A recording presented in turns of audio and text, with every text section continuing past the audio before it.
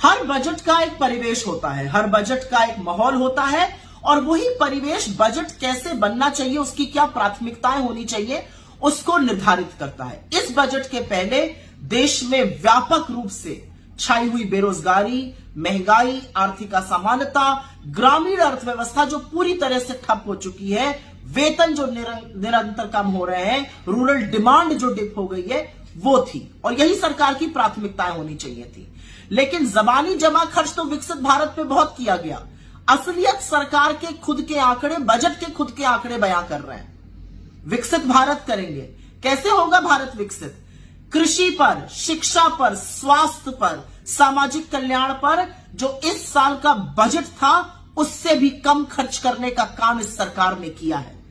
शिक्षा पर, स्वास्थ्य पर, सामाजिक कल्याण पर, कृषि पर कम खर्च करके उस पर कटौती करके उस पर कैची चला के आप विकसित भारत बनाएंगे। चलिए अगले वर्ष की बात करते हैं।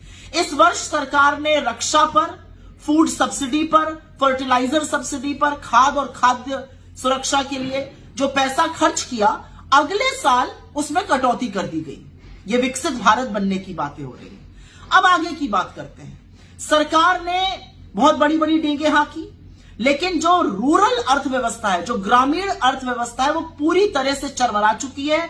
वेतन और आय लगातार गिर रहे हैं, वहां पर डिमांड पूरी तरह से ठप हो गई है, इसीलिए कंजम्पशन खत्म हो गया इकोनॉमी में। इकोनॉमी में कंजम्पशन आधा हो गया बनस्पत पिछले साल ही, लेकिन उसके बारे में कोई चिंता नहीं। लेकिन सरकार के आंकड़े दिखाते हैं कि दिक्कत और समस्या कितनी भयावह है। सरकार ने इस साल मनरेगा का बजट 60,000 करोड़ रुपए रखा था, खर्चा करना पड़ा 86,000 करोड़। 15.5 करोड़ से ज्यादा लोगों ने मनरेगा में रजिस्टर किया, क्योंकि उनकी या तो शहरी नौकरियां या गांव में रूरल क्षेत्र में जो नौकरियां थी वो चली गई, वो मजदूरी करने को विवश हैं। 86,000 करोड़ रुपए, 26,000 करोड़ रुपए ज्यादा खर्चा करने पड़े। सरकार का अपना आंकड़ा दिक्कत बयां कर रहा है, लेकिन सरकार दिक्कत मानने को तैयार नहीं है।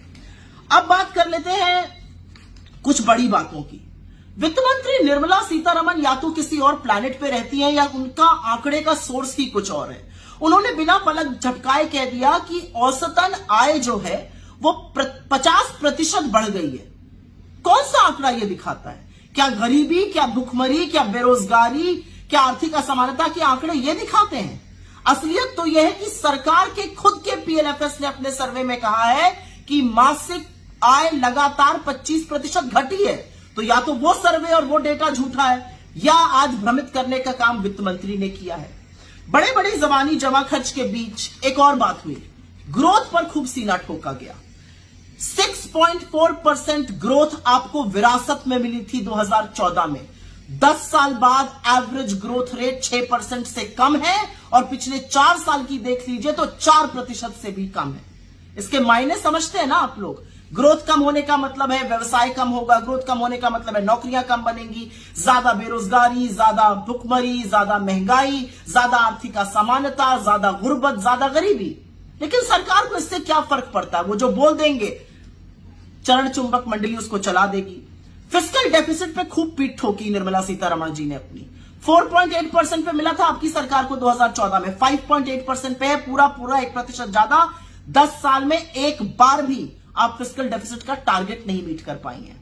अंत में एक ही बात कहूंगी, चेस की ग्रैंड मास्टर आपको याद आए निर्मला जी? काश हमारी इस देश की होनहार कुश्ती लड़ने वाली वो बेटियां भी याद आई होती जो न्याय की गुहार लगा रही थी, जिन्होंने अपने बड़े बड़े अवार्ड वापस किए, लेकिन आप लोगों के कान पे जू तक नहीं रहेंगी। बहरहाल आपकी प्राथमिकताओं की जो कच्चा चिट्ठा है वो तो आपने ही बयां कर दिया। ये कुछ आंकड़े आपके सामने रख रही हूं जिसको वर्ड काउंट कहते हैं। निर्मला जी ने 42 बार प्रधानमंत्री का नाम लिया, 42 बार टैक्स का नाम लिया, लक्षद्वीप का भी नाम ले लिया, वंदे भारत का भी नाम ले लिया। एक बार भी जॉब्स और एम्प्लॉयमेंट शब्द का प्रयोग नहीं किया गया। क्यों? क्या ये प्राथमिकताएं नहीं है?